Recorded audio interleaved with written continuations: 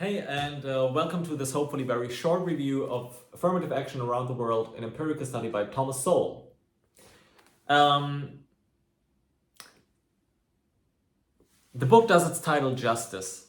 So it obviously is an empirical study of the consequences of affirmative action policies around the world. And so for this review, I don't believe it would make sense to try and replicate the information that is outlined and discussed in detail in this work. What I want to try to do here is to try and explain why this book is so appealing to read.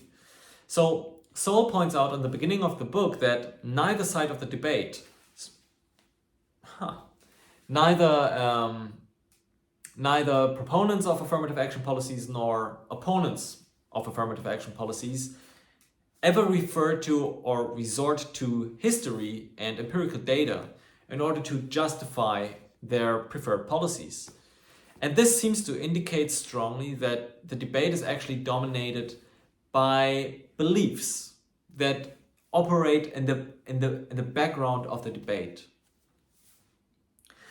And the book is so refreshing because Sowell isn't ideological.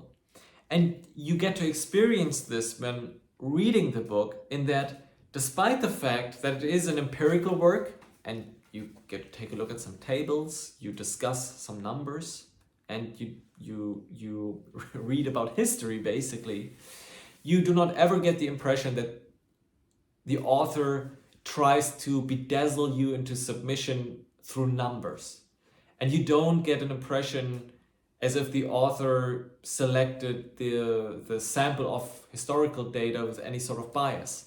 So Sowell's approach, the way he writes and what he writes, really reflects a certain kind of calmness that's just really, really cool and refreshing when discussing something potentially politically charged as affirmative action.